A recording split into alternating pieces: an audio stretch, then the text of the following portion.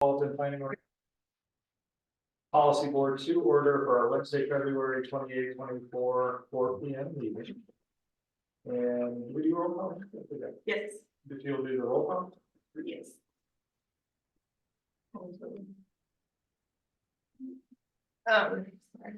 Supervisor Malik? Yeah. Supervisor Galloway? Present? Councilor Pinkston? Here. Councilor Oshman? Here digitally. Mr. Nelson? Present. Ms. Laundrie? Present. We have folks rolling in, so Ms. Monteith for PBA? Mr. Murphy with John? Mr. Williams with Pat? Here. Mr. Wagner with DRPT? Mr. Minor with FHWA? Mr. Koenig with FTA? Mr. Condor with CTAC? Here. Mr. Getz with the TJPDC. Wait, what? Right, they need to vote there. So is it your intent, Councilor Oshman, you're going to attend the whole meeting digitally? I'm gonna try and get there at some point, but for now, yes. All right, then we need a motion to, we'll need a motion to allow you to participate electronically. Can you please state your location and your purpose for attending electronically? Sure. I am at Pippin Hill Vineyards and I'm here because I could not get out of work early. Is there a motion to allow her to participate electronically? So moved. Second. All right, all in favor, please say aye. Aye. Opposed? Abstentions? All right, you are in the meeting. Thank you. We'll go to item number 2, matters from the public, and speakers who wish to give comment have 3 minutes to do so. We ask that you come up to the podium and address your remarks to the whole group. And I believe we do have some folks who wish to speak today. Before I go to the in-room folks, is there anybody online that wishes to give comment today? Not seeing any? All right, you're welcome to come up to the podium. Are you giving a comment too today, Peter? No, thank you. Hi, Paul Grady. I live just outside of Crozet, and I really just have a question. Last month at this meeting, there was discussion about the Fontaine interchange and the 2964 interchange and sending the trucks up through Fontaine and then back down to get rid of the left turn. And I think that's a really horrible idea. But at one point, the concept of a diverging diamond was mentioned, and the only comment was it was too expensive. And I'm sorry, but that's not a good enough explanation for me. I always thought that the smart scale concept was that you would end up with the best design and that cost was not going to be the deciding factor. And so my question is, why is the diverging diamond considered to be too expensive and not a viable option? Thank you. Thank you, sir. Any others in the room who wish to give public comment? All right, we will close matters from the public and move to item number 3, general admin. Sandy, you've got, well, we need to review and accept the agenda. Any changes to the agenda? Move for approval of the agenda. Second. Okay, all those in favor say aye. Aye. Opposed? Abstentions? Thank you. The agenda is approved. And then we have the January 25th, 24 meeting minutes. Any changes, edits to those set of minutes? That's it. I move adoption to the minutes. Second. All right, very good. All in favor, please say aye. Aye. And 3 minutes are approved. And that will take us to item number 4, the US 29 and Fontaine Avenue Interchange Improvements Project. And Mr. Nelson, are you leading us on that conversation, or just Sandy, do we need to do anything? I think Mr. Nelson has a presentation was prepared, so are you ready to jump in? Okay.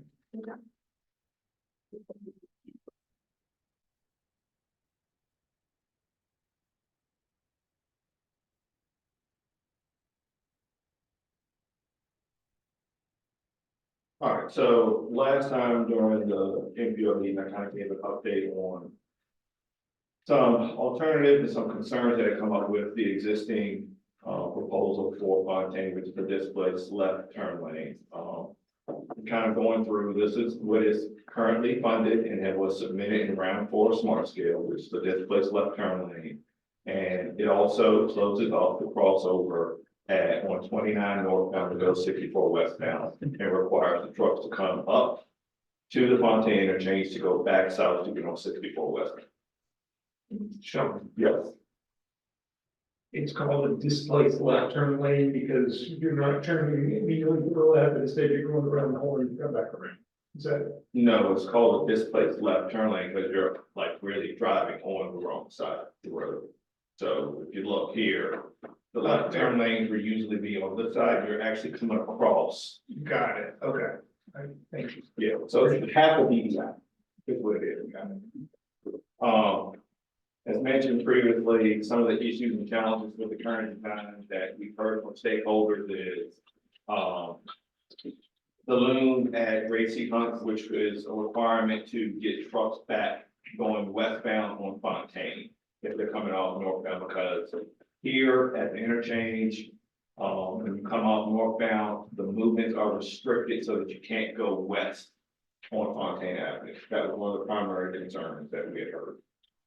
We also realized that there was a great need to handle the issue here, northbound 29 to go 64 westbound, due to the concerns we've had with the accidents there, the trucks backing up to go 64 westbound. So, Isn't that's the main reason for the project? Oh, yeah, it's pretty much all the problem. I mean, you've got issues on Fontaine, and I can close the crossover right now at 64 and not do anything to Fontaine. I don't think anyone would like for me to do that, but I could do that. Okay, thank you. Uh-huh. Let's get through if we could track questions and then get through the presentation, then we'll go back through the questions. Yeah, so we came up with a conventional interchange we're actually looking at alternatives. So we came up with an alternative that maintained all movements and include the shared use path. It does not require any U-turns at Racy Hunt, and it still removes the crossover from 29 to 64 westbound, which will require the trucks and vehicles to go up to Fontaine. So everything that was included in the original project, we checked all those boxes for this alternative. So the question was, well, how well will the alternative work in the future? This is what the alternative looks like. It's kind of probably hard for you all to see that, and I can show later blown up, but as you can see, let's see, Your mouse is showing up. oh, see my mouth. All right, so you can see the shared use path is on the south side of Fontaine Avenue. So we've been able to accommodate for the shared use path underneath the bridges to continue going west on Fontaine. So we've checked that box. We're still here at this interchange. We're able to maintain all movements, and we're also able to maintain all movements here. So we've essentially met all the design criteria that stakeholders would like to see in an alternative. There will be 2 signals added, a signal here and a signal here to accommodate this. I'm sorry to ask a question, but it's pertinent to just this graphic. I wasn't able to decipher what the royal blue color was on this. So the parcel, I think it's like a right of way line. Okay. Yeah, Thank you. so I think that is right of way.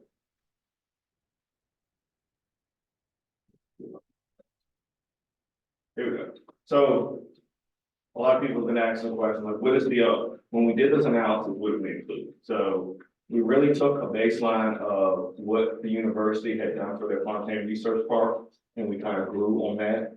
So we had included the information that was for the trip for the Fontaine Research Park, any development that was also included in that TIA. I know the C property was added, which we did not include when the smart scale project was originally submitted, and the region school TIA. We also grew traffic on Fontaine Avenue 1% and on 29 at 2% per year. So this is going out, the analysis actually looks out to 2045. So what I'm about to show you is the worst case scenario during the worst 15 period amount of time in 2045. Okay. Crystal ball. Yeah, very much so. So this is kind of the graphic similar to what I showed last meeting about the alternatives and where the queues will be at. So just kind of bear with me as I go through this. The orange is the displaced left alternative, and the blue is the alternative concept that Michael Baker has come up with.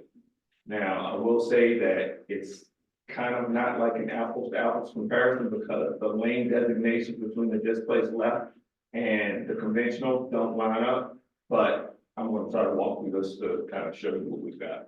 What we did notice is that during the AM, PM peak, the AM peak, that the displaced left fails. And the alternative that we proposed with Michael Baker does not fail. As you can see, we've got queues here in the AM that spill out into 29. Looking at the alternative, the queues are only coming back to here. There's graphics at the end of this presentation as I'm going to finish that will give you detailed information on what those queues are. But just to let you know, I mean, that's a substantial difference. These arrows kind of indicate that the queue is extending behind or through that interchange behind. So essentially, if you're coming off the ramp here, you've got a queue. When you get through this interchange, you're still going to have a queue that is backed up, continue back this way. You're going to continue to run into a queue through this interchange in the morning before you get to Racine. Also, likewise, going northbound in the morning, the queue spills back out onto 29. So both ramps fail in the AM, whereas with the alternative, they do not. The AM is probably the most critical peak, the critical time that we're seeing here, and this improves the alternative improves operations in 2045. This is the PM. We don't really have anything failing per se here, except for the intersection of Fontaine and Gracie Hunt that failed in both. I think this has to do a whole lot with the fact that we don't have a whole lot of capacity going back into the city. So yeah, you pretty much have an endless queue going to the city. And we're also showing that at Racine Hunt, the queues of 2045 back up beyond the roundabout that they're proposing.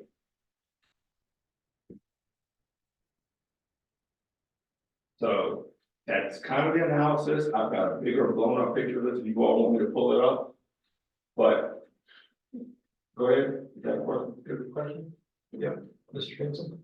The roundabout you just mentioned, is that at Racine Hunt? So the university is planning on building a roundabout within their network. It's just for clarification, it's further in than the current decision point. We pushed it in farther so that one has crest the hill, gets past the curve, and then makes a decision. Yeah, if you could show us in your graph. I'm still having a hard time quite comprehending what's different with the alternative versus the baseline. What have changed? Well, there's no longer a displaced left. Okay. So, I mean, if you look, so I think it's, you see this graphic here. So if you're coming off the interchange, you're going to come up. If you want to go westbound on Fontaine Avenue, you have to go all the way to Racine Hunt and come back around to go west. Also, if you're traveling westbound on Fontaine and want to go 29 north, you've got to go all the way down to Racine Hunt and turn around and come back to go northbound. The alternative gets rid of all of it. And how does it do that? signals. Okay. So the displaced left movement goes away. It's a conventional intersection. And there's no alternative, there's no innovation with it. It's literally just signals. Why wasn't the plan originally? Okay. I wasn't here, well voted, not me. Well, part of the history, in terms of the speaker comment, is if memory serves, and Ann, I don't know if Sean knows, but Ann might be able to correct my memory, that the diverging diving interchanges because the footprint wasn't big enough to support that design, is my memory. And there were discussions potentially, it's a bigger footprint. There were concerns about having to build sound walls associated with that. It was just, it was a more expensive process. And then you, Yeah, I mean, yeah, It's just a bigger project. sound walls, because Yeah. if you add capacity, you have to look at the noise mitigation part for adding capacity. And that would be diverging diamonds here, not at Correct, 64. correct, correct. and then, Before that, we wanted to have the rear intersection with the loop was done right, like it could have been done in the sixties, and that was, we were told was too much money. And it didn't get adopted because it was $150 million. There were two rounds of that, right, instead of the 2964 inch. And then we were told we had to cut it down, so we cut it down and made it smaller, and then now we've been told that it was too small and we should have left it bigger, so here we are. and the purpose This is a great is step forward. fix the westbound movement from the trucks coming up north, which is exacerbated by some through truck restrictions that we put in place in the county. And then even forgetting the truck piece, just the sheer volume of the intersection needed to be improved to help with the flow. So that was the purposes behind, or at least the discussion points for the county. When we made the initial decision. Sandy? Counselor I Austin. got it correct. Were there any other comments on the history? All right, Counselor Ashton? Yeah, do you mind going back to the map of the proposal intersection? Yeah, this one, thanks. I just want to clarify, what's different from what exists there now is that there's the shared use path and there's lights at both of the cross areas, right? Correct, yes. An additional. And additional width on the southbound lane, and we're doing work. Everywhere you see gray is where we're planning on doing improvements at, which has not been designed yet. But there will be an additional capacity on this ramp and coming outgoing southbound. somewhere. So, okay, but it's very similar to what there is now, just kind of a little bit bigger there, and then with the lights. Is there anything, plus the shared use path, which is great. Is there anything that prevents trucks from using this now? No,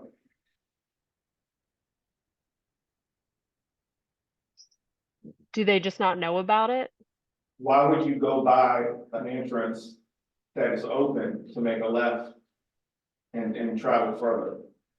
Right, so is there, like, we haven't obviously done signage for that to encourage them to do this, but in the new plan, correct me if I'm wrong, I think I read it a couple slides back, that they're still, or maybe this is on the agenda, they're still gonna keep that left turn open.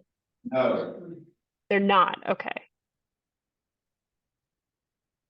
So signage will now direct them to this yes. in order to Yes. go westbound In 64. order, got it, Yeah. okay.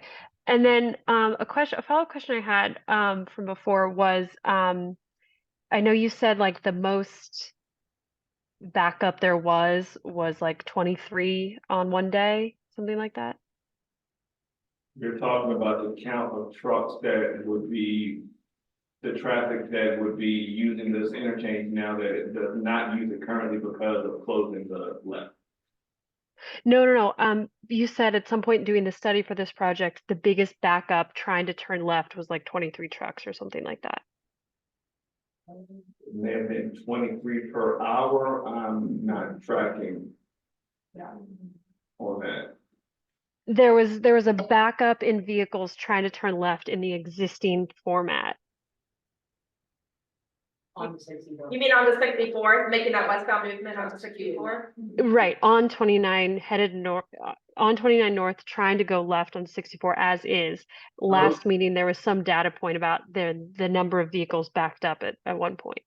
So I don't necessarily call it a backup, but that was. the Or a queue. volume of traffic that we have attributed to making left there during the peak. At some point in time, I can't remember what year that traffic count was from, but yes, that was the amount of traffic. So that's not, I'm sorry, I want to make sure I'm understanding your question. That's not the number of trucks lined up queuing waiting to turn. That's the total count of the volume that made the left turn during that peak time. Okay, I was thinking it was a queue of trucks. Okay, got it. Okay, thanks. So the questions I have would be I'm assuming, obviously, the queuing of the trucks going northbound to make the left, they'll have the swim radius to make the left. Correct. Do you have to do improvements for that, or is it there already? It's gonna have to figure that out in design, so we're gonna have to cut some curves back in order to make that, and they've done some auto turn movements on here now, but we'll get into those details during the design period. And by the way, these are questions, so the Albemarle County Board of Supervisors had this presentation last Wednesday and are unanimously supportive of the alternative plan. But the queuing was one of the questions, the turn radius of the tractor trailers. And then I have some of my own personal questions and may have hers. The data for the queuing for the trucks specifically, I mean, what's just the sheer count of the trucks? So, I mean, because you got to take in a different length than you would a typical car queuing scenario. I mean, I'm assuming that's factored in. Yeah, I don't have that information. But it is factored into the Yeah, analysis. so when they did traffic counts out there, they should have a classification of what type of vehicles there were. So they take that into account in the queue. The cost difference, obviously, There's no doubt that. but there will be one. This is a cheaper product. We hope. Well, then I'll hold any more comments on that until we find out what it is. And then the signage, can you speak to what that would look like? No, at this point, we haven't designed, but we know we're gonna have to indicate that trucks wanting to go south or go west on 64, we're gonna have to utilize the left lane. So we're gonna have to, and then maybe a cantilever sign over the top of the ramp to indicate which lane designation you need to be in, but that will all have to be done during the night. And probably pavement messages also. And I can tell you that the board's primary was unanimous in shutting down the left movement on the 64 west for safety reasons and concerns that it's got documented history of. So that's I mean, that was probably not the deciding factor, but the primary deciding factor of going to the alternative. There was no supervisor speaking in support of wanting to keep that movement open. This meeting was this. Last Wednesday, we had this because the board, Ann and I wanted our board to give us direction on how to vote today and what comments to bring forward. So like we had it on our agenda last week. And I think what was in everybody's last week's personal experience rather than data driven is everyone has seen the backups of the ramps in all of these things every morning or afternoon for years. And the most I've ever seen is 12 trucks standing trying to go left at one time and taking a very long distance in the left-hand travel lane of northbound 29 in order to wait their turn to get into the split lane to go. So that is, I think, and facing the 50-mile-an-hour traffic at least coming down, heading south on 29, it's daunting for anybody trying to get a big rig to go from 0 to get across that. It's not safe. And so I see this as a really big positive step. But what I expect, just from my own eyeballing and not an engineer, I think the considerable pullback of that median in order for those trucks to be able to have, because the tail end's going to cut 6 or 10 feet off that corner anyway. They'll have to do that. You'll figure that out, sure. But there's enough width, at least in the right of way, to make it all work. So and the traffic lights is something I've been begging for years. So I see many, many positives in this going forward. And we can't wait to see what the new positives. Then we might be able to get a pedestrian accommodation with them out, right? We'll find out. Other questions or comments? I just think this seems like a great solution.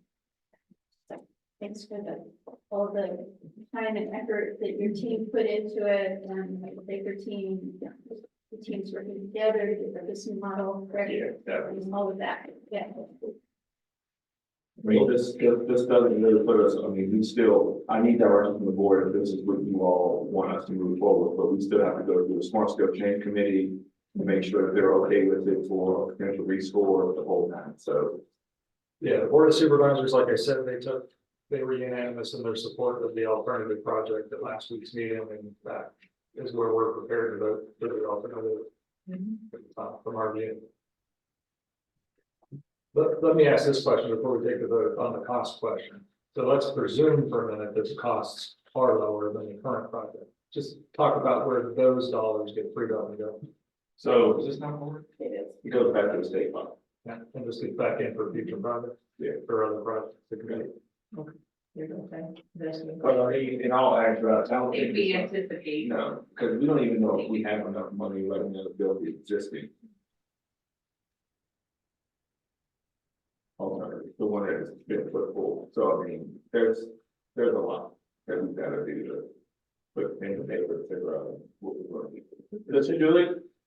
Just it should. You don't have the loom, you don't have. It's a smaller footprint, but we're adding signals and we're doing a whole lot more work on the brains. And things have increased, I get it. but I The mean- original alternative, we did not make a request for inflation adjustment. Well, Be- that's because- just a standard across the board, but project to project, it should be, it seems like it would be a less expensive project. Yeah, that's so. Maybe. So I mean, if we went back and did an outside comparison and did a revised estimate on the original proposal with our new estimate for this proposal. Yes, it would be less than the original proposal, but it's probably still more than the money that we've got allocated to this project. I'll leave you guys to figure that out. We've got funded projects. And then, is that possible then, out of that extra 200 million that was set aside last year for these kinds of overages, for Frontier to be able to It's make them not, whole? it's not priority, so you have to go back to the board, Okay. the CPD, in order to get it, unless it qualifies for state fund or something like that. So H is not built. Counselor Asha? Yes, thanks. I want to just first say I think this is a elegant, smooth solution, especially compared to the diverted diamond or that one. I think it makes sense to loop it around and keep it pretty standard. And always, of course, happy to see a shared use path. Can we bump back to that map one more time, please? It's just hard to see on this, but on the key, it has proposed flexible bollard posts. Where are those? So that's probably gonna be to have separation between these two right lanes. Because one lane is going to be, coming off the ramp to go to Racy Hunt that will probably move consistently, freely unless there's a pedestrian crossing. Okay, just kind of help with lane guidance. And then for the shared use path, and maybe this is something that's shaken out later as the design progresses, but what is the separation between the car roadway and the shared use path? I had a slide on this last time, we've only got so much room underneath that bridge, so it may be a barrier, I'm not sure, but Okay, but it'll be something physical. It's not just gonna be a line of paint. no, I don't really know, I don't think it's gonna be a lot of things. Okay, great. Thank you. All right. Any other questions or comments on the project? Then we will need a motion to approve the alternative plan. Second. All right, we'll do a roll call vote on this, please. Supervisor Mallett, Yes. Supervisor Galloway, Yes. Counselor Kingston, Yes. Counselor Ashen, Yes. and Mr. Nelson. Fair. All right, thank you for that. Then we will move to item number 5. I interrupt you for a Yes. minute. John, could you address momentarily the yes, under smart scale, we're supposed to get the best product that we could, but it still is in relation to the dollars available. It depends on the cost. In response to the question earlier, that there has to be that cost that's determined by others up the chain. Yes. Okay, thank you. All right. So we'll move to item number 5, approval of safety targets. Sammy, you're leading on this one. Yeah. So you all may recall seeing these in previous years. So just a reminder that the reason that we approve safety targets is because of the federal requirement. So when the Moving Ahead for Progress in the 21st Century Act was passed, this is the federal act of 2016, one of the things that it did was it established national targets. And these filter down to the states and the MPOs to implement. So these are national targets that are established by the U.S. Secretary of Transportation's office in order to determine what the goals are for the performance of the overall transportation system. States are then required to set targets that support the moving towards the national targets, and then MPOs establish targets in support of the statewide targets. So this is something that we do because we are required to do in order to comply with the overall federal regulation.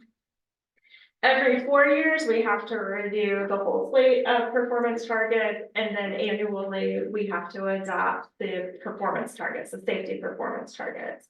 And the state has provided a lot of information to us to help us in determining what our MPO or regional targets should be. As the MPO, we are not necessarily accountable for whether or not we are meeting the targets that we set. That happens at the state level, but the MPO's targets should help the state achieve their goals. And so historically, until last year, we have typically adopted the statewide targets. Last year, we adopted some alternative targets, and then we'll talk about what our target options are for today. So there are a couple of trend lines that the state developed in helping us understand both the recent and long-term trends overall in the safety targets. So what we are really talking about in terms of establishing targets is we're establishing a goal to reduce the number of fatalities, to reduce the number of serious injuries related to roadway incidences, and then to reduce the number of non-motorized fatalities and serious injuries. So there are a couple things that I want to make sure are really clear as we have this discussion. No matter what targets that we adopt, all of the stakeholders involved in this are committed to improving the safety of the roadway system. So, so the targets that are adopted by the state sometimes show an actual increase in the number of fatalities. And that is because there is a requirement that the targets be based on data. And sometimes the data is showing that the number of fatalities or serious injuries are increasing. And so sometimes the target shows an increase in the number of fatalities, which is actually a positive difference instead of a reduction. But the goal that they're setting is actually to minimize the rate at which that increase is occurring. So I want to explain first of all why in some of this documentation, you'll see that there might be a statewide target that shows a positive change in the fatalities. Even though I think as a general principle, everybody agrees that that is not the goal that we hope to achieve. So the state did a couple of different things for us, and we sort of have some options on which of the trend lines we can adopt. So first of all, we can adopt the statewide targets, and I'll show a chart on the next slide that shows what the difference will be with each of those targets. We can adopt the statewide targets. If the state meets their targets, the MPO meets those targets, everything is consistent. If we wanted to adopt a more regional target, there's a recent trend line and a long-term trend line that we could reference. So the recent trend line, and there's not consistency necessarily in which one is better, because if you look, for example, at the recent trend line, you'll see that there's a significant decrease in the rate of fatalities that are occurring, but there's also a positive increase in the serious injury rates. Versus if you look at the long-term trend line, you'll see that there's a small increase in the number of fatalities, but a decrease in the number of serious injuries. So those are some differences, and that's just because it's showing that over time, we're sort of in a localized, the most recent 5 years, the trends have changed from where they were headed long-term. And so that shows a difference in what the trend lines are if you're looking at the most recent 5 years versus a longer period of time of, I think it was 13 years of data. So I developed this chart to understand what the differences would be in the targets based on which set of those targets that the MPO adopted. So I'm going to come back to this first column right here and for a second. The column on the far right shows what our targets would be if we adopted the state targets. So the state targets would show a positive increase in the number or the percentage of fatalities by 4%, a small reduction in the serious injuries, and a small increase in the number of non-motorized fatalities and serious injuries. These two middle columns show the difference between the long-term trends and the recent trends if we were usually using regionally specific data. And then this first column is what I am calling an aspirational column. And this is because this is aligned roughly with the targets that are being developed as part of our comprehensive safety action plan. And also with the statewide aspirational goals, which is to reduce the number of serious injuries and fatalities 50% by the year 2045, which is roughly a 2% annual decrease in the number of fatalities and serious injuries per year. So the MPO technical committee voted to recommend using this aspirational target goal. And then of course, underline all of this, we just want to underscore that of course, our real goal is that we wouldn't see any fatalities or serious injuries. But this gives us some milestones to work towards to achieve in progress of that goal. So what we're really looking for today is a action from you all on which one of these goals you would like to adopt in terms of our MPO, and we'll need to provide the documentation to the state. Any questions? Questions? Council Pinkston? Yeah, as staff recommended, is that gone? Or is that state staff? The state, this is what just me as the MPO committee recommended, because again, I think this is what we have historically recommended in the past, but MPO Tech, sorry for the change of side, MPO Tech recommended the aspirational goal, the aspirational target. Councilor Ashman? So thank you. So the aspirational targets have a there's the percentage change reduction in fatalities, but there's still a kind of, I don't want to call it an allowable number, but a kind of, that's what it is. What would we do differently if we were aiming for 0 officially?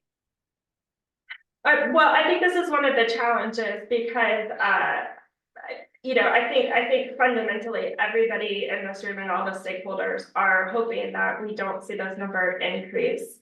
But if we're aiming towards 0, that would mean that we would need to have the local stakeholder engagement to adopt policies and prioritize improvements that would basically prioritize solutions that would reduce these even further. And why wouldn't we want that?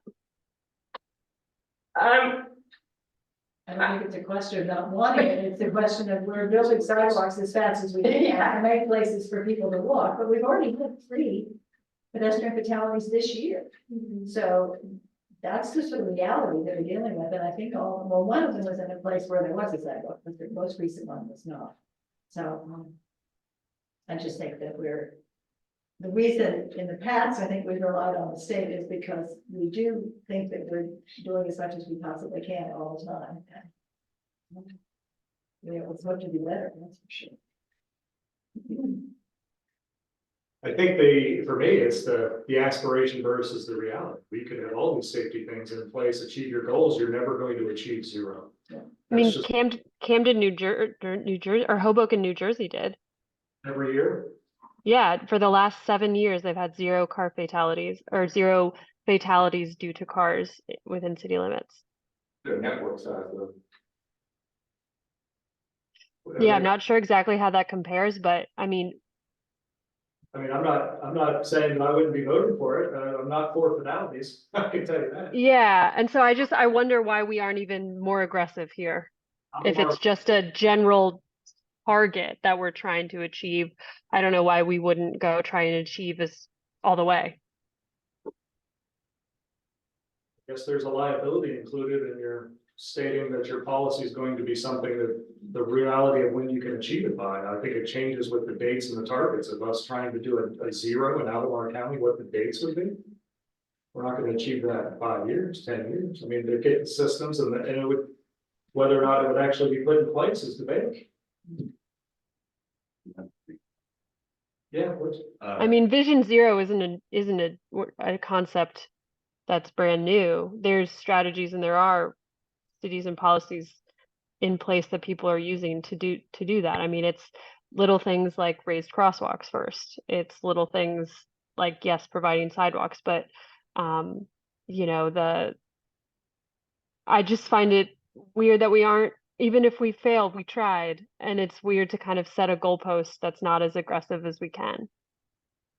The city has many more options to do things like raise crosswalks that county does not have, so we have to keep plugging along and within the authority that we have. I know, Ben had something. Ben, I mean, yeah, right. Of course, the specific applications are going to be different. There's more opportunities to be a pedestrian in the city, so we could do things like raise crosswalks, but there's traffic calming that we could do in the county where things are more car-based. not necessarily, but in my experience. Counselor Osham, you have Ben wanted to make a comment? Yeah, I was hoping Sandy could maybe clarify what these targets will be used for in terms of the work plan that will be happening over the course of the next year, and then what happens if we don't meet these targets. Yeah, no, these targets are basically a requirement that we provide to the state. There is really no direct impact on what we establish these targets for in terms of whether or not we meet these thresholds or not. This is communicated to the state because we are required to do this, but the state, as a federal recipient of funding, is held accountable for meeting the targets that the state establishes. So this is basically used to say what we have adopted regionally for our targets supports the overall state's goals towards meeting their targets. And the one other comment I would make is for the aspirational, maybe talk about how it is connected directly to what the counties have already been adopting for the regional safety action plan. Yeah, that's correct. So part of the reason we picked this target is because the PDC is working with all 6 of the jurisdictions within our region on this comprehensive safety action plan, which could be part of what you're calling the Vision Zero movement. One of the requirements for that document is that each of the localities' decision-making bodies establish a target to eliminate or significantly reduce serious injuries and fatalities on the roadways. So what most of the localities within this region have done is basically followed the statewide precedent, which is that 50% reduction by 2045 as a milestone towards eventually eliminating deaths and serious injuries. Again, I think this is a debate more about, do we want this to be more aligned with some of the other planning processes that we're working with? Do we want this to be truly aspirational, or do we want this to be based on the data? But really the implications of that aren't necessarily going to be there aren't going to be repercussions regardless of which one of those targets is determined by this region. Other comments? I can give you one more. So historically, we have gone with the staff recommendation. Last year, the tech committee recommended that we go with reductions in percentage based on the trend lines. So we sort of picked and choose which trend lines had reductions and looked at those and recommended that to this policy board, and that was what was adopted last year. So there was a change in direction last year from what we had done historically. This wouldn't be a deviation necessarily of a special thing that we're doing this year. Correct. Mr. Callahan, can I ask Sandy a question? Yeah. Just to confirm, when you say aspirational versus based on the data means if we did nothing, this is what the trends would show, is that correct? Correct. And Safe Streets for All implies that we might do something. Correct. Okay, thank you. Well done. Other comments or questions?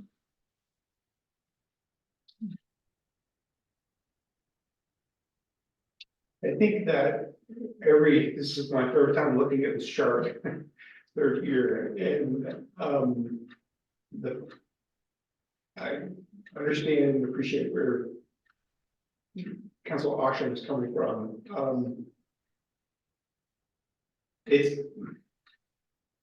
It's always, it's an odd thing to say, oh, our goal is anything more than zero, but I guess the point of these charts is that getting to zero, we're all aiming to get to zero, but for purposes of planning, we're going to pick 1, 2, 3, or 4 of these to direct our money or whatever comes out of this. So, yeah, I mean, it is an awkward sort of thing to sort of look at, but I guess it also is stating sort of the data that we get from all of our partners in terms of, you know, the actual injuries and deaths that happen on our road. So again, my question is, if I were to pick aspirational versus the state, what does that really mean? I would tend to want to vote for the aspirational because I like that word aspirational. I think, you know, that gets at what Natalie's trying to get at, and also it's coming from the MPO tech. But on the other hand, does that really do anything, or is that just sort of a meaningless, just kind of like, I don't want to say virtue signaling, that's not what, but is it just sort of like, what does that do? In terms of the state or in terms of prioritizing? Every time I see this every year, I'm like, what is the point of this chart? Yeah. Because that's point is that- that's a great, I mean, it's like, what is it? I know, looking at the box for me, it's very frustrating, and I get where Natalie's frustrated about. Anyway, I can understand, like, in some grand scheme of spreadsheets and whatever, that somebody's tracking how this data helps inform some other decision, but for my purposes, it's like, well, yeah, let's do the aspiration. I will say that I think the aspirational targets are in line with something that everybody is committing to do, which is the multi-jurisdictional safety action plan. So that does give us a reason to say we're committing to this goal as part of that planning process, and it's consistent with other goals that we're setting through other processes. And all regions have committed to that. They've all taken action on it. They've committed funds to it. Except for Oh, next week. Or what's that? In the city, it comes for them next week. I assume all jurisdictions. I've already played that game without them, so, so it's something, I, in the future, when we switch to it, I think that was part of it. I mean, say SS4A wasn't on here last year. Correct. So it was a different rationale, but I mean, it seems to me to at least make sense to align with what we're attempting to do with that regional program.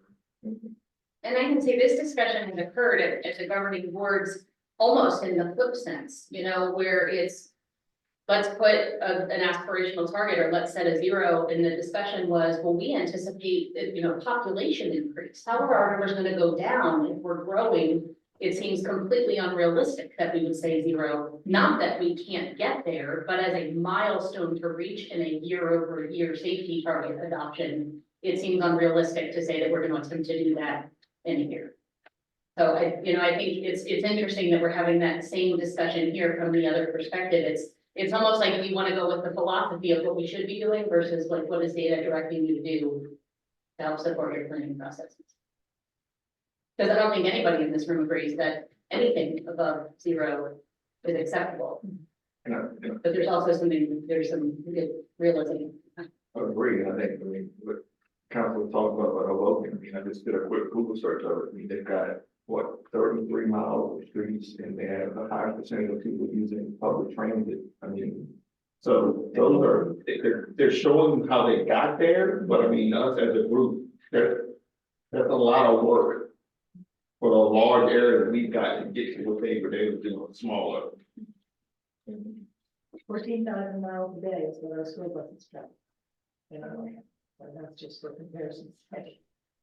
And I just have a technical question. It seems to me that if we're trying to get to the lowest number, wouldn't we choose the blue column other than the aspirational? The blue column shows an increase in the number of serious injuries and the number of non-motorized fatalities and serious injuries. So it's showing increases in two of those areas. It's showing the biggest So the reduction. fatalities are lower, but the Yeah. other injuries are higher. Mhm. So I think as a set, this first column is like the most consistent as a set of proactively, where there's already some momentum for efforts to meet an aspirational target. So do I understand that you say the yellow column would also fit in well with the Safe Streets for All? Correct. Correct. So for that reason, not knowing all the other consequences that might be bad, that makes it seem like it was something useful. Having seen these for a long time and never understood it at all, anyway, I'm sorry to admit that all those numbers, I have no idea where they came from or how they get bigger or smaller, except for the number of people killed in a particular year. That we can hang the hat on, but the rest of it, I don't know. Yeah, I support the aspiration one. I can support the recommendations of the MPO Tech Committee as well as Safe Streets for All. We're going to see that. And CTAC is very, what's the word, purposeful, conscientious when they consider these things, the fact that they've approved it. CTAC has a review, MPO Tech. MPO Tech. Yeah, yeah. Saw these names. It's CTAC. All right, any other questions or comments? Then we'll need a new action on this. Yeah. So we need to take a motion to approve the 2024 projections based on aspirational targets. I will second. All right, all in favor, please say aye. Aye. Any, not, all opposed? Any abstentions? Aye. All right, we will move to number 6, Smart Scale Round 6 project selection updates. Okay, I'm gonna start, and I think what worked out well in MPO Tech, I'm gonna start just to give Chuck a chance to key things up, is they had some questions on the status of some of these pipeline projects, so I'll talk about kind of where we are in terms of identifying projects, and then Chuck can jump in and give some updates on the project pipelines, and then you can give us direction. But really what we are trying to do at this point is finalize the projects that are going to be submitted for pre-applications for Smart Scale. The application portal, the pre-application portal opens on Friday, and applications need to be submitted by April 1st. So we're in that pre-application window, about to be in that application window. We want to make significant strides in preparing the pre-applications and not wait until the next policy board meeting. So the projects that were currently identified that we have been moving forward with in terms of applications, largely due to VDOT's efforts to prepare for these applications, are a DDI or another interchange improvement at I-64 and the 5th Street exit. Submitting the bundle of projects from the Round 5 pipeline project, which is the Peter Jefferson Parkway and the Rolkin Road improvements.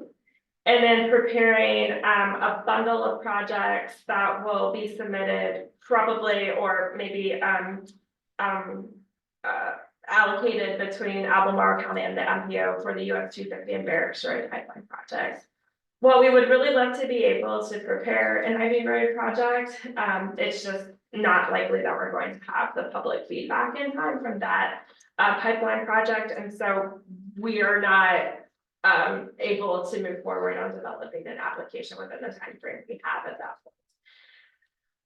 There's also some discussion about, we had discussed the Hillsdale South extension previously and determined that we would not be able to meet the project readiness requirements for Round 6. So that is a project that we will continue to keep on our list. And then we had also discussed the Louisa Road and the Milton Road improvements, which were identified as a pipeline project in Round 5. Based on the way that that particular project has scored, it didn't make a lot of sense to, again, be mindful of VDOT's capacity and the amount of support that is available to prepare those applications, that this project was moved forward for a application in this round. So, we have not been pursuing that at this point. We do think that we would be able to have an application for the US 250 in Barracks Road. There are alternatives that have been identified. There's currently public feedback underway, but we won't be able to come back to you all until the next meeting to determine which of the alternatives to move forward with. So, unless you have any high-level questions right now, I think what might make sense would be to let Chuck go through the pipeline project updates and specifically the Barracks Road project and talk about what the alternatives are that are being developed. And then, we can come back and talk about if you are in concurrence with the set of projects. Any other questions before we turn it over to Chuck? Are you ready? Are you ready, Chuck? Do you need me I'm to share? here. Can you guys hear me? Yeah, do you need me to share the PowerPoint or? Yeah, that would be good. I just wanted to point out also, I was working on a presentation for Fifth Street. So I do have some slides I can show on that corridor Okay, for what the alternatives are that we're looking at for that interchange. So let's go through Barracks Road and then we'll go to Fifth Street. give me just a second.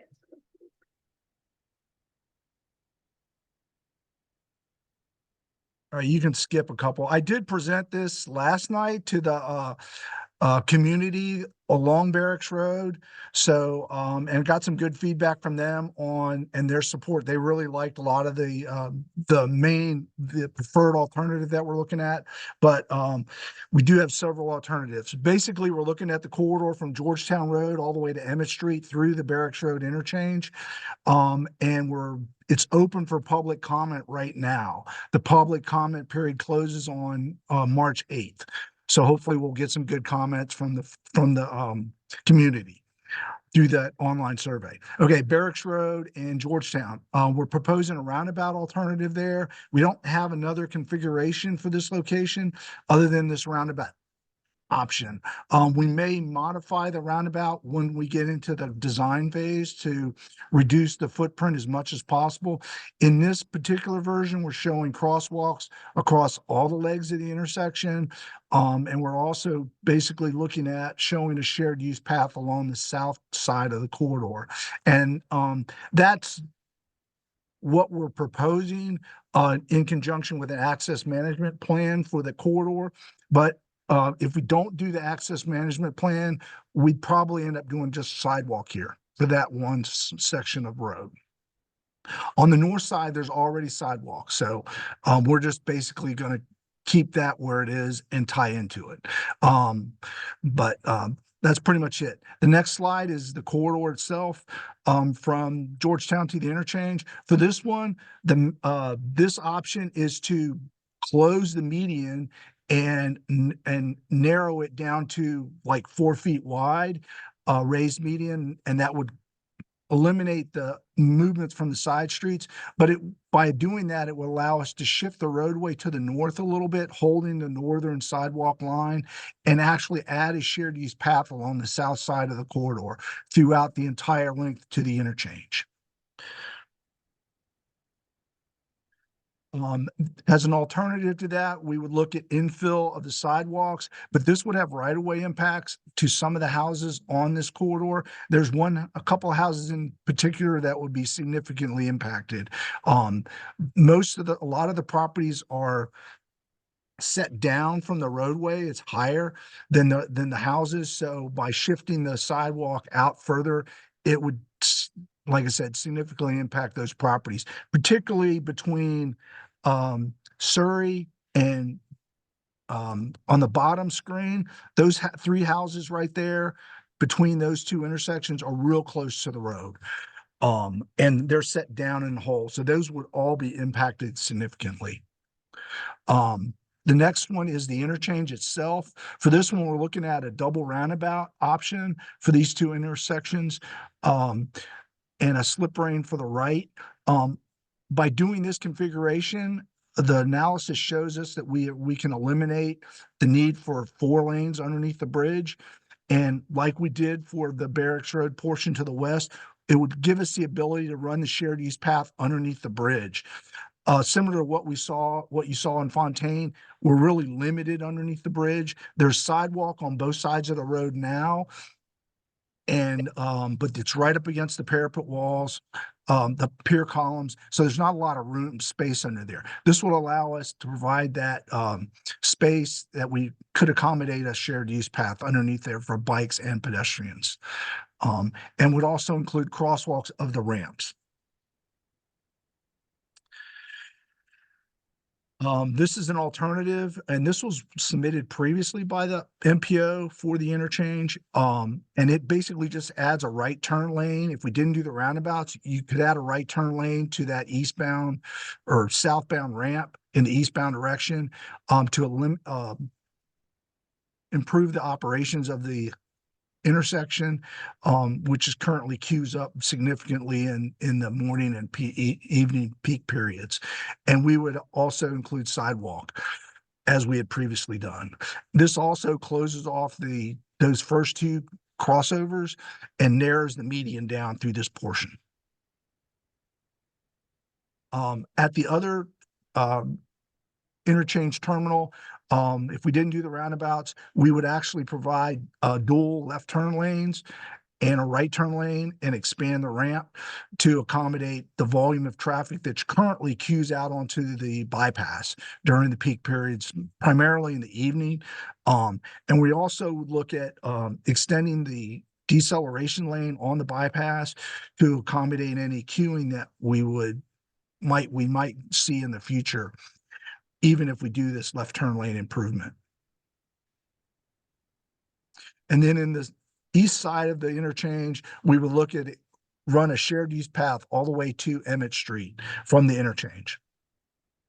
And it would tie into the Ravenna Trail system that connects right there in the middle of that section, right in that area. And that's pretty much it I have for the slides. And these are the same visualizations that are in the survey. I just pulled them out and presented them to you here so you can see it and we can discuss it. So what will, Chuck, do you want to mention what you had mentioned at the MPO talk about what a good approach might be for the applications that are developed for commercial? For the applications, we would basically, because of the changes in smart scale for this round, the MPO can only submit the entire study, or they can submit projects that do interchange improvements. So what I would propose is that the MPO submit the interchange improvements, which is, I would recommend the roundabouts, and we'll have to wait on the public comment before we finalize what the preferred alternative is, along with the shared use path into the city. And then the county would submit the shared use path and access management on the corridor west of the interchange and the improvements at Georgetown Road, which would be the roundabout, I'm hoping. So we'll see what the comments come back, once we get the comments back from the public, and we can identify what the preferred alternatives are, and that'll probably be later this month. And then we'll start working on the final package of preferred alternatives and to include the concepts and the cost estimates for the two applications. So are there any questions? So can the pair of roundabouts go separately from the western chambers? You presented the MPO application would be those two roundabouts, and then the county would do The shared use path and the portion west of the interchange. right. So do I understand that the whole western section needs the roundabout at Georgetown in order to function because of closing the center? Correct. Well, because we're eliminating the crossovers, the people that want to make those maneuvers, like the people that want to get into Bennington, Surrey, or Chaucer, they have to actually go down to the Georgetown roundabout and come back to access those if they're coming from the city. And the people that are coming in from the north the apartment complex and the residential neighborhoods in the city, if they want to go east, they have to come down, they have to go to Georgetown and come back. Does that Unless make they're on the sense? shared use path. Those will have to come out, go west to the roundabout and then east. Yeah, if they wanted to travel into the city by vehicle. There's a sidewalk still going to be, there's a sidewalk currently on the north side of the road, and we were going to maintain that sidewalk as part of this project. We weren't going to touch it. Right. So that would still be in place. Primarily, we're looking at work from the median south. So we would basically close the median and narrow it, and then shift the eastbound lanes to the north to provide room for this shared use path on the eastbound direction. Is the intent for somebody coming from Surrey Road that wants to get to 250, they take a right, you're just redirecting them to hydraulic, or is there a U-turn right there? Oh, no, they could, if they want to go to Georgetown Road, they would have to go to the interchange and U-turn, or they would have to go in the parallel network over to the intersection at that road opposite Georgetown Road. Because I think all these streets are interconnected on the south side. And they do connect to out of bounds, which is the neighborhood where the roundabout is. Correct. So they can actually travel on that network to get to Georgetown that way. It's just that if you're coming from the bypass and you want to go to those neighborhoods, you got to go to Georgetown and then go south and then come back. Or go in through the neighborhood and repeat the other route. Yeah. Correct.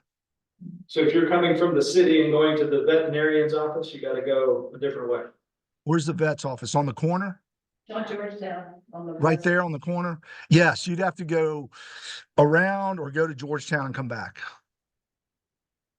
Yeah, Mr. Pinkston. Yeah, so it sounds like this piece would be submitted by the county separately, maybe it's a later date, but what you're talking about being a part of the MPO submission includes the two roundabouts there. It would be these two roundabouts and the shared use path that runs into the city. So the one that goes all the way to and so that would be submitted by the MPO and not by the city. And this. So with the two roundabouts and this portion of the shared use path. Got it. And there's already a sidewalk from Millmont to Abbott Street. And so why is there a duplication of a shared use path there? There's sidewalk on the north side. We don't have shared use path. There's no bike facilities on this corridor at all. There's a sidewalk from the Banana Trail all the way to Abbott Street on the south side. So, Yeah, we're basically replacing that with a shared use path instead of, so the bikes, because bicyclists, we don't necessarily want to have them on a sidewalk because there's not enough room for pedestrians and bicyclists. So we would prefer to have them on a shared use path. Mr. Proctor, is there another alternative that's been considered for the two roundabouts or to the area? And that's what if you go back to this slide here, this is the alternative to the eastern roundabout is the triple left or the dual lefts with the right turn lane, and then the deceleration lane up on the bypass. And then if you go back one slide for the other side, this is what's proposed for the other side. This would be the alternatives for the interchange. And what do we think about those? One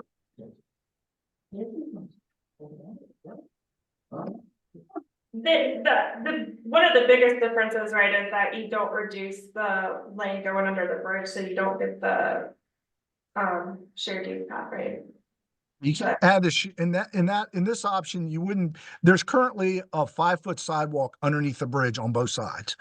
If you didn't do the roundabouts, that's all you would have underneath the bridge. And it's right next to the travelway. It's not even separated.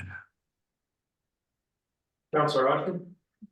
Yeah, would you mind going back to the double picture, please? So the pink is the shared use path, right? Correct. Um, I don't know how recently anyone else in the room rode a bike, but 90-degree angles are pretty tough. Is there any way we can make those a little smoother for someone so that they don't have to slow down and take it at that like We potentially awkward can, moment? we can look at that, and when we get, these aren't the final designs, these are just conceptual. Once we get through the review process and get public feedback, and if this is the preferred alternative, there's a lot of there are a bunch of changes that we would make on some, from the geometry of the roundabout to the shared use path configuration. Those crossings, we could, you're crossing a free flow ramp, so it you may not be able to carry that at speed. You may have to stop. And So in this we scenario, we the bikes have to wait for cars.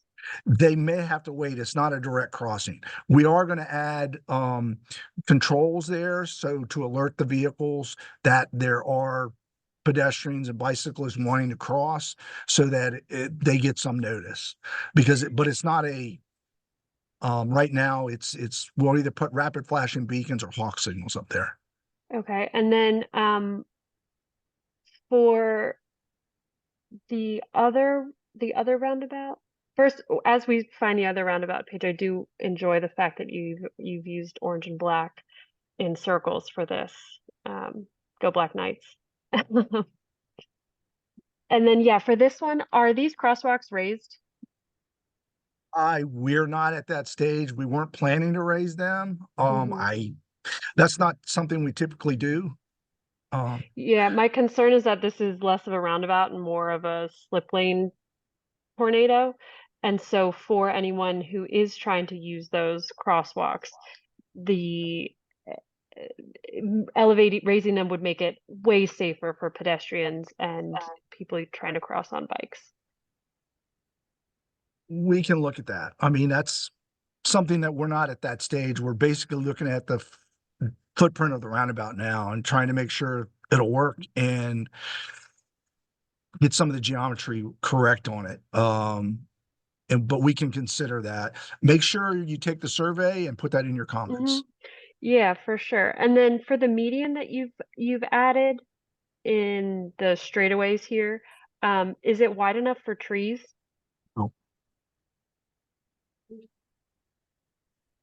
That would not be a part of the design of a small scale project, and if the county or the city wanted to include landscaping, I would think that would be a cost that they would have to pay.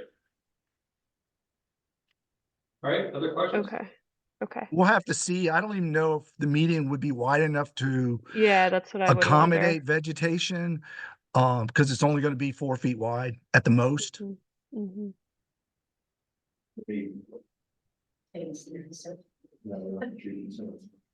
Definitely not trees. Maybe at least some flowers or something. Okay, thank you. Need general consensus, so we need general consensus on the projects that we're moving forward with for the applications. Everything that you had here, not just this one. Correct. This is one of them. We will be coming back next month once we have the public feedback from the survey to ask for a preferred alternative to move forward with. I'm good with what's on the list. Okay. And it's Great. one- Hey, Sandy, let's see if I can do this. I can try to share my screen and present my presentation on Fifth Street. Do you all want a quick update on the Fifth Street alternatives? I've got to go in 10 minutes, but I don't know if others want to do Yeah, something same. like that. You all. Okay. Which, I can send it out, and then we could send it out to everybody. Before we leave this, is one option that the MPO would apply for the whole project? for 250 and Barracks Road? Yes. For that pipeline, we would be eligible, yeah, I think at that point, it's a matter of determining what is our best chance to get the project funded. Sure. Because then you have one big project versus two smaller projects, yeah, but we would be eligible. we might get criticized for having small ones because without the other half, it might not be as successful as the whole thing. Mhm. And so and that accounted with the least for one of our options. Mhm. I agree with you, and we've done that before in this district on several other projects, and we've always had to come back and relook at them. And so I don't know what the alternative would be. We did that at with the hydraulic bundles. I know we did it up in Fauquier County and the town of Warrenton with their projects. 118 we did the first round. Now it was horribly overpriced and didn't do very well at all. And what we found is that when we split them up, we tend to get better scores because the costs are less and the benefit, you're still getting a good benefit from that project. But if you put them together, the cost, you don't get as much of a benefit increase and the cost goes up significantly. But, I mean, so I think there's another option too. I mean, you all get 4 apps.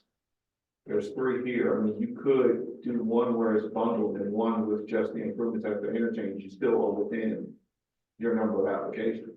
Well, yeah, we could do the 2 alternatives for that design. I think the question is, would Albemarle County the question is really about what would Albemarle County do? Yeah. Well, that's a separate conversation. Sure. Correct. It would boil down to if both of them got funded, which the CTB members would pick, so we would probably not get them both funded. But we had one interchange up in Fauquier County where they funded both projects separately. So we only needed to fund one of them and we got both of them funded. So that can be an option. That can be a concern. I mean, in Warrenton, we had the same thing. We submitted them separately and then we got them both funded.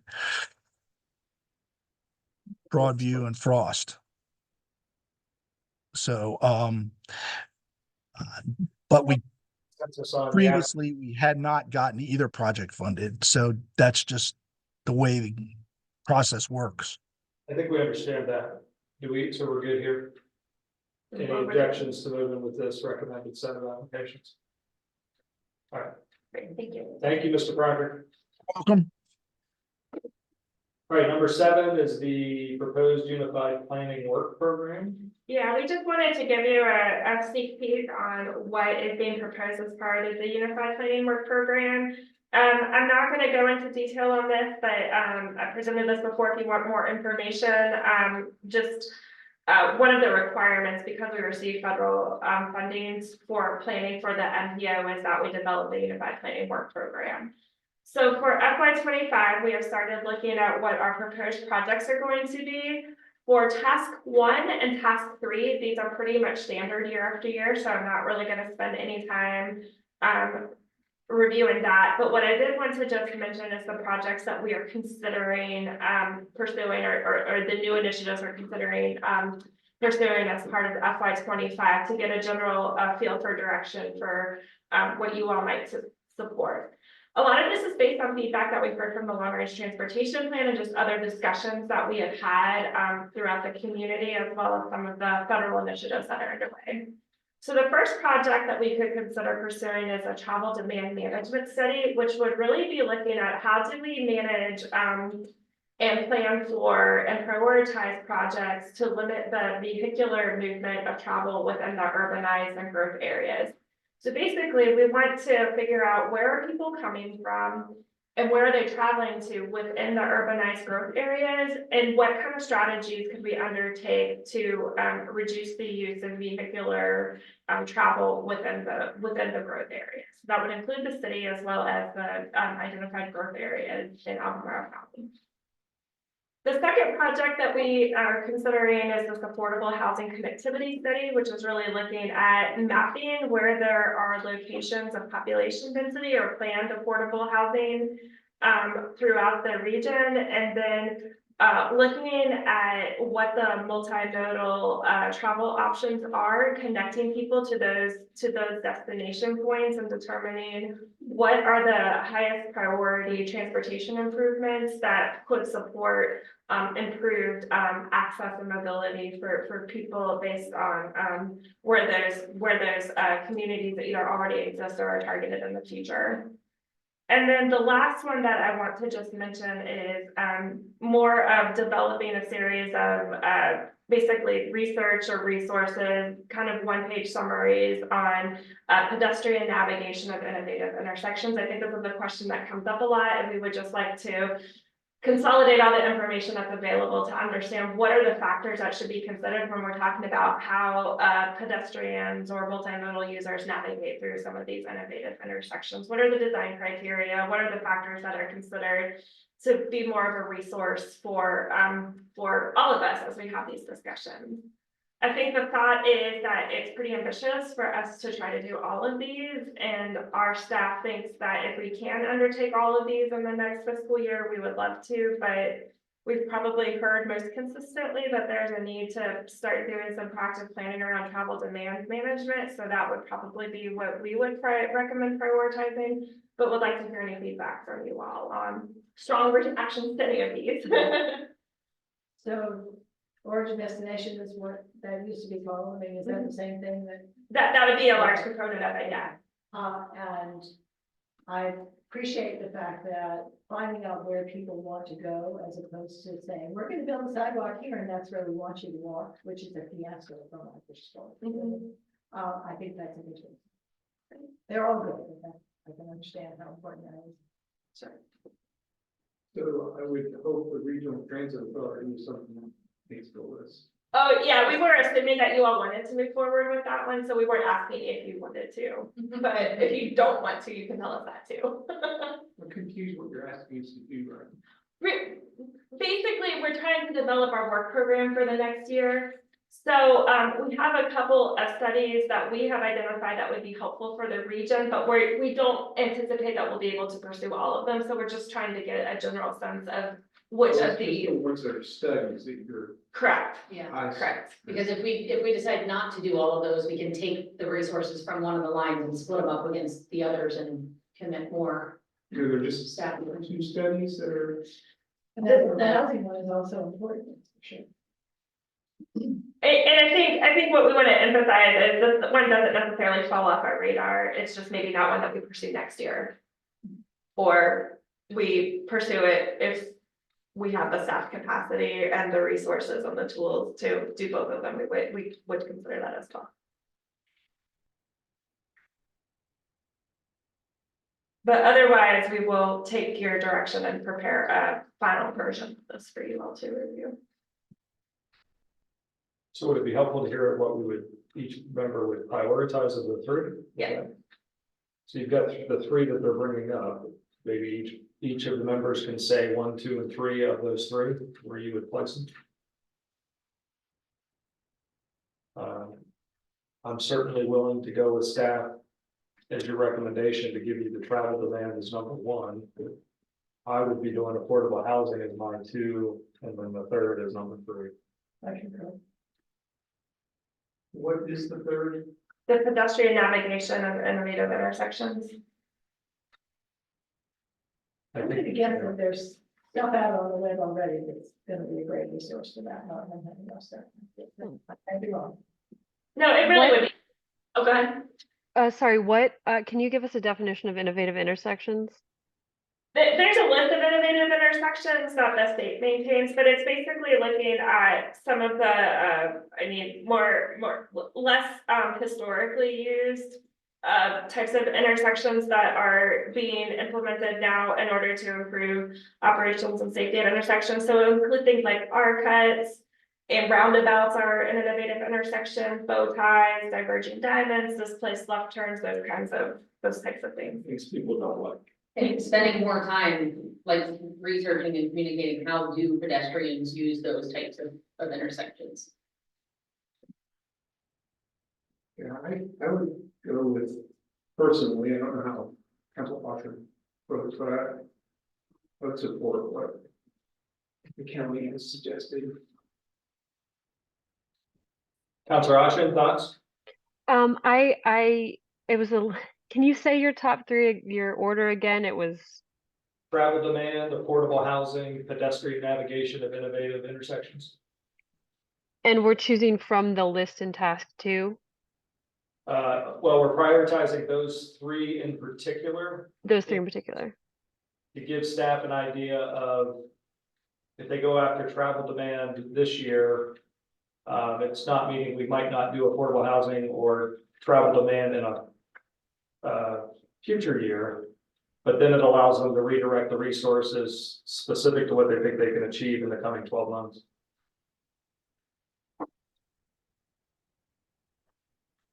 Sure.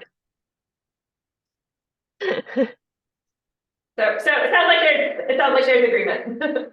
Is the Thanks. affordable one that can be put relative to Virginia housing in places? Are they doing things like that? They could find a way to get grant or consultant works for that stuff? We could get grant funding for the housing portion of it, not necessarily for the transportation portion of it. I would have to do this. All right, well, then that even furthers my ordering that because it could be a creative way to get number 2 done. Can I ask a question in terms of these dollar amounts? These are estimates, I guess, for consultants or, Staff. I thought it was staff, yeah. and that's based on like a nominal hourly rate kind of thing and sort of what you think it'll take to do? And I think it's also important to say, I'm sorry if you No, said no. this and I missed it, but none of these would be, so for example, we wouldn't complete a travel demand management study for 50,000 or 65,000. We would begin scoping it and beginning the project next fiscal year. It may take another year on the work program to be completed. So really, I think all this is here are the things that we're hearing in the long range transportation as opportunities for us. What is your first gut instinct on which ones you want to pursue? And then we can go back to the drawing board with the resources and the money to say with the resources, after we take out things like regional transit authority and comprehensive safety action plan, like those are placeholders for initiatives we're already undertaking and need resources for staff time. We can then come back to you after it's gone to CTAC and MPO tech with a more refined list. We really just want to hear from you at the beginning of the process. What are things that are resonating with you as priorities to pursue? This vote is for tonight, or we're coming back, We're just asking for general feedback tonight. and then we'll come back. We'll So- come back to adopt the plan later. So if Councilor Oshram in particular has some questions about these, there's still a chance to. Yes. Mhm. Well, I think even if today we said these 3, there's still a chance because Yeah. the costs and things would change. There have been times in the past where they'll come back and go, oh, we scoped this. Yeah. Like the pedestrian, for example, is 20 grand. If the 50 turns into 30, hey, we could do the pedestrian one now. It can kind of plug in that way. Does that make sense, Natalie? Yeah, thanks. We've also in the past picked one that everybody was, had consensus around and placed some resources in the contingency line item and not allocated all of it at the beginning of the fiscal year. Should we be able to do more with that one initiative, or if something else came up, we had resources set aside to accomplish. Here's an off the wall idea, and that is, are there elements of the travel demand that actually become important data points for the affordable housing line, or vice versa? That the data for that from the housing people would be a component of the travel demand study. We maybe end up with sort of 2 for the price of 1.5 or whatever to get Sure, yeah. multiple use of that information. I would think the travel demand would definitely be, would be informing. Informing the, I'm not sure about that, actually. Well, I mean, where are people Well, really like- getting to work, those kinds of things are. Right. It looks like the determination of traffic generators is in both of them, looking at the bullets. There is probably some, and looking at destinations. Yeah, the destinations probably would be helpful. I think it's maybe the origin information that might be a little bit different, but once you get traveling within the urbanized areas, figuring out what the highest need is for reaching destinations would probably be similar between the 2 of them. Counselor Oshram? Yes, thanks. Can you, just so I kind of know a little bit more about what that would look like, can we get like a elevator pitch on what a affordable housing connectivity study is and does? It's in your packet. Oh. Yeah, it's in the Unified Planning Work Program. There's a description in that big document. There's a summary of kind of Okay, highlights. thanks. That with Yeah, you. I got lost in the scroll. No worries. Thank you. Page 44, if you're tracking it. Great, thank you. Can I ask about, and maybe I'm getting ahead of things, but in this unified work plan, at the bottom, there's a list of projects. Is that part of the unified work plan or is that a different? At the bottom, there's a list of projects. I think that's for the long range. Oh, the long range plan, yeah, yeah. Thank you. Any other questions here? I mean, I think sounds like we have three and we're good. You have what you need? Definitely. All right, then we could move to moving, which is the long range plan. The long range transportation plan. So, just as a summary of kind of what we've been doing, and again, you can provide, I know we're up against a time crunch, you can provide me with information and feedback later. We've been starting with this needs identification process, which we have identified needs through two primary ways, and then we've taken some additional information. The first is that we did this big data prioritization process where we looked at the data, and then we did this pretty substantive public engagement process to say, where does the public see that their transportation system need? So the next thing that we did was we overlaid projects that have either been funded but not implemented yet, or projects that have been recently implemented against the needs that we identified through that process. And so that tells us, we know that there's a system need identified there. We already have a solution to that need. We don't have to consider that for a future transportation project right now. And that leaves us with the transportation needs that are unaddressed. So then what we did was we worked with the localities to determine what's already in your pipeline, what are the projects that you're prioritizing, made sure that we had those incorporated. And then we also looked at what are some of the higher priority needs that we identified through this process that we already have projects in the queue lined up for that we haven't covered with other projects that we've already discussed. And so those determine our priority infrastructure projects. Now, the long-range transportation plan has to include a list of your priority transportation infrastructure projects. Technically, any transit service operations are kind of identified through a different process, but we also know that a lot of these system needs are going to be addressed through transit improvements. So we're also including a list of priority transit projects so that we can make sure we are considering the overall transportation system cohesively. So we looked at where are there system needs that are being addressed by these priority projects. And then where there's potentially a gap, we evaluated whether or not this makes sense for this to be a planning priority. And so that's kind of what we're going to be using to plan what kind of projects we want to be identifying and developing over the next 5 years between now and the next long-range transportation plan, helping us to develop a pipeline so that we have projects in an appropriate state of readiness that are being developed into projects that can be applied for grant implementation. Does that make sense of the general process? Okay. And then there's the last category of unaddressed needs, and there might be needs that were identified that we're just not able to address for various reasons. So I'm going to skip a little bit of the details. I will say that we've updated the website. There's a story map that takes you through this process visually. If you want to look at the map and see the segments kind of get removed as you go through this separate process, there's a story map you can look at. And then what was included in your packet was a list of what the projects looked like as they went through these different steps. So there are a couple changes. What starts at page 54 of the pack? Probably with the table. Yeah. So the first list right here are the screened out projects. And these were projects that were either committed, meaning there's funding already in place for these projects. And so those needs are not, they don't need to be considered anymore. I do want to note that we did move the East High Street project from 250 to Lucas Avenue. off of the committed project. There was a little bit of a miscommunication on my end. So this is now a planning priority, so that one got moved, I want to point you out. So this first list is projects that are already addressing the identified needs. The second list are these infrastructure priority projects. These are projects that are either in progress or we've already identified through another planning process that are infrastructure priorities. And then we have our transit service priorities. And then we have our planning priorities. So So, just to pause a second, they're in the packet in a different order. So the Oh. first slide that you showed, the ones that were screened out, is page 57. oh, I'm sorry. The second slide that you showed, which is the priority projects, is 54. So these have been developed, and then this is a slide of some unaddressed needs. The red are just changes that I made since MPO tech. So, and I couldn't remember if those got updated in your packets or not, but I wanted to make sure to point them out.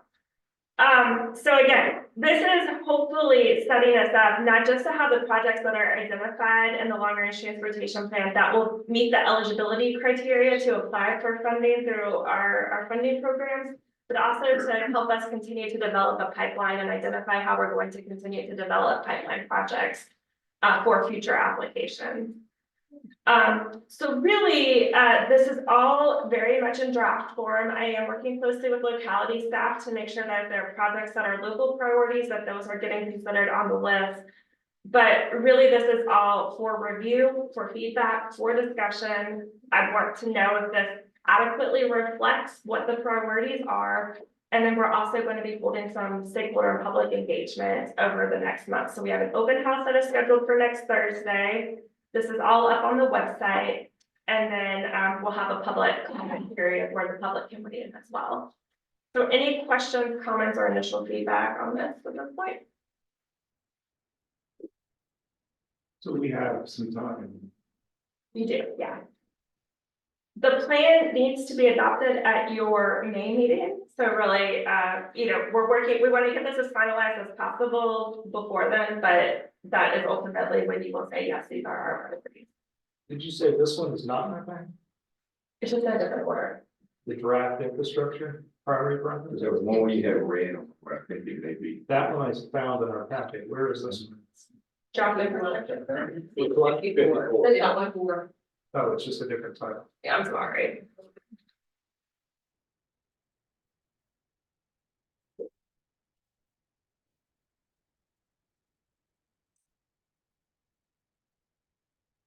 Any questions? More requests, can we get, well, the presentation or the packet updated so that what we're looking at it matches what we have? Because this list looks different than what we have on the screen. Let me confirm that the list I sent you out has all the changes made. So the one I'm looking at finishes with Ravenna River Bicycle. Yeah, I think I took out the Louisa and Milton Road as a priority project just because it seems like it, yeah, so maybe this goes, maybe we create a separate vision list. And that one, I just want Yeah. everything to be consistent with what we're looking at. Understood. We have in our packet. understood. Yeah, I can make that, I can see this. I can update this. I don't want to look at one piece of information and then. Yeah. Please. I can do that. Other questions or comments?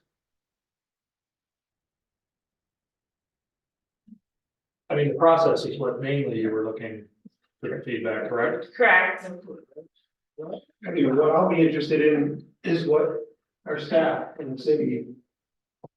What they consider to be priorities, so, I would love to have a conversation about that. Sure. We have been very heavily involved working with Sandy on coming up with this list. This would be informed by our transportation priorities list and the ongoing conversation. We can put it in the quarterly report as well. Yeah, Excellent, thank you. thank you. Great. And then just to share transparently, because obviously we know that Sandy's last day is the 8th. She will not be with us through the remainder of this, but she will as our VDOT person and has very much generously committed to making sure we see it through to the end. But we will also have some support from the EPR. They've been working with us throughout the process, just with technical support and additional. So we've just extended the contract a little bit to see us through the end. So just so you guys know, I won't be necessarily taking it over from this point, but we do have the support we need to get us to the end. We'll be seeing you in your new. I'll still be at all these meetings. Oh, and the previous one as well, that presentation, those slides, I think most of those were in the packet. I can send these, what I tried to do on these was to update where I need things, so I'll make sure that, Previous. oh, yeah. I think there were some there I didn't see in the Oh, yeah, Chuck's presentation's not in there. packet. So, Yeah, I'd be happy to. all right, did you need anything else under? Item eight? No. All right, then item 9, staff updates. We've got Move Safely Blue Ridge. Yeah, unfortunately, our staff is, all under the weather. This one? We have some really brief updates. The biggest thing for the Move Safely Blue Ridge is that we've been meeting with all of the localities to get the full commitment for the safety target, and we will be meeting with Charlottesville. Next week, that will be the last one. And then mobility management. Yeah, I think, the biggest update from Lucinda is that Java is officially hiring staff starting on March 1st to fill their position, and then they'll be with us. We'll make sure it's pushed out. If you're interested, I think the mobility management, we received an update at the TDC meeting, right? So if you were interested, you could go back and look at the 8th of February meeting and see the presentation. 8, yes, sorry, it's normally the 1st, but we delayed it. Packet. There you go, so it's 8. So if that item, I don't think Move Safely was on that meeting, but the mobility management was. Right. For those interested, you could always go back and check that info out from the TDC meeting. Great. All right, that gets us to roundtable updates. And I'm just gonna go around the room, and Mr. Williams, I'm looking at you, so I'm starting with Mr. Williams. No major updates other than last night we had council work session for our alternative fuel study and the recommendations. Council has authorized CAT to move forward with 2 pilot programs or 2 pilot programs. We're going to have one VUV, and if we can find a cleaner version of hydrogen for 27, that we would do a pilot of hydrogen fuel cell vehicles also for 27. So that was major for us. It allowed us to get to the implementation part, but also complete our study and that get to the transition plan. So that was extremely well received last night. Thank you. I will tell you the members of my district and members of the Jack Jewett district are freaking thrilled with microcap. So just sharing that information with you. Appreciate that. Ms. Laundrie? Yeah, we are excited to welcome Sandy, and our planning staff. She'll be starting officially on March 25th. We do have a second position that we are hoping to fill. It's out on the street right now. I think March 11th is the close date, and that one will really be supporting probably the northern portion of the district. So likely not somebody that this group will be working with a lot, but we do have that position. Mr. Nelson? One thing I'll talk about is we're talking about smart scale. Sandy was attending a meeting earlier today talking about smart portal and getting projects ready. So I'll just say that with this board, as we're looking at projects, if something is not ready for prime time, I'm going to strongly suggest we don't move forward with it. At the end of the day, I think it's going to fall back on me anyway as a district engineer. If a project gets submitted in the portal and I don't feel that it's ready where it needs to be for prime time, it's not going to move forward anyway. So I think it's healthy discussion for us in this room when we get these, like the Travis Road one, for example. If there's something there we don't feel good about, that once if it gets awarded, we're gonna have issues moving forward, let's nip it in the bud now, before we even think about submitting it. And the other thing, and we've been working closely with the city of Charlottesville, regarding their local performance on their projects. We have now assigned I know it's been signed by me, it's been signed by Sam Sanders regarding their, project development improvement plan, so we're the first in the state to have a locality to work on getting one signed, so we'll continue to partner with the city to get that performance where it needs to be. So like that, I really appreciate it.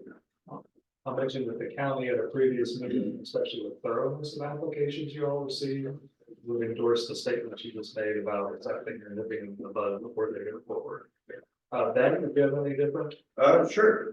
So March is gonna be kind of busy for the city, in terms of transportation.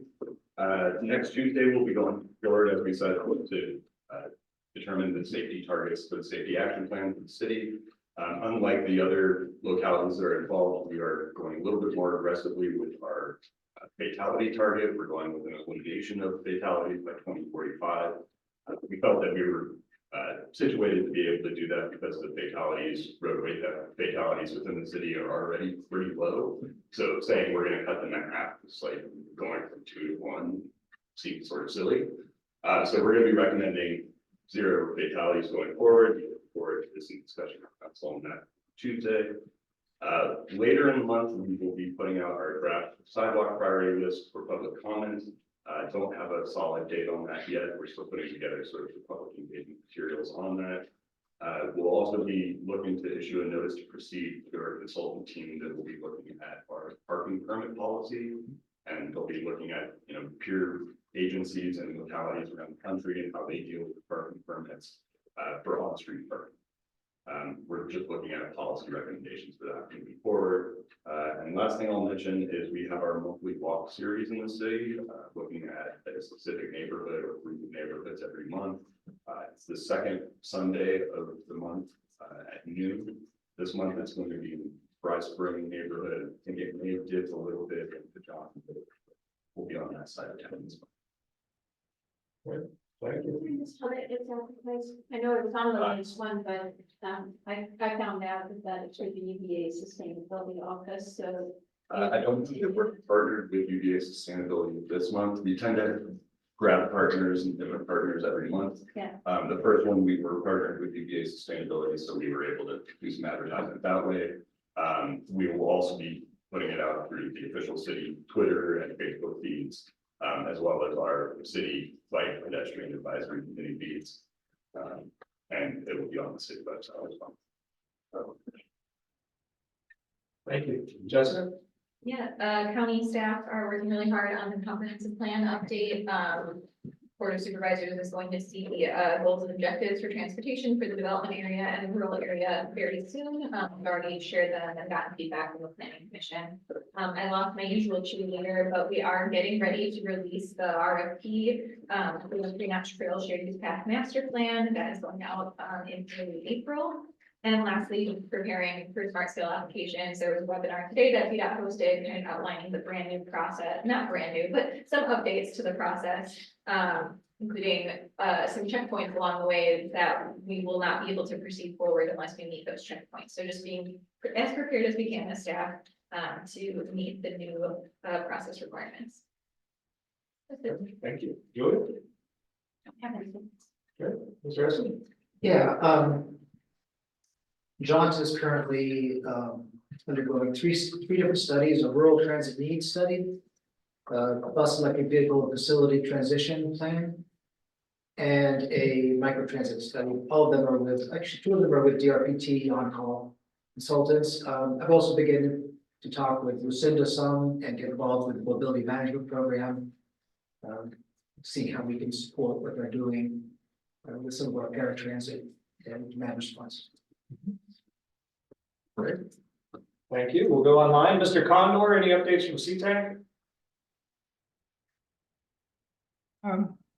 Well, just the one I sent you about Louisa Road, Milton Road 250. CTAC had recommended an alternative design, but looks like you're going to abandon that project anyway, so I guess it doesn't matter. But if you ever resurrect it, there was an alternative idea out there. Lower prioritized might be the best word. Right. Well, whatever. So, but yeah, the CTAC was unanimous in recommending that alternative. But thank you for that. Mr. Proctor, any additional items? No, I don't. I think Stacy and Sean covered everything. Thank you, sir. All right. And we'll open up matters from the public again. Any additional items, matters from the public in the room? Any comments online? I think Joe's got a lowercase J. All right, then, great, we are there a little ahead of schedule, so we will go, I will adjourn the meeting without objection, and the next meeting will be, it's March? We have a March meeting, right? March 20, we moved it to the Tuesday. Oh, this is the movement, Yeah, because of budgets. it'll be that Tuesday. Gotcha. Right there. What's the date? March 26th. Is that what you? Tuesday. But thank you, everyone, and we are adjourned. Thank Have a good you, night. thank you, Sandy, and yes. Yeah. Thank you all for dealing with the learning curve when I first started. I got you. You still gonna be in the room. Well, yeah.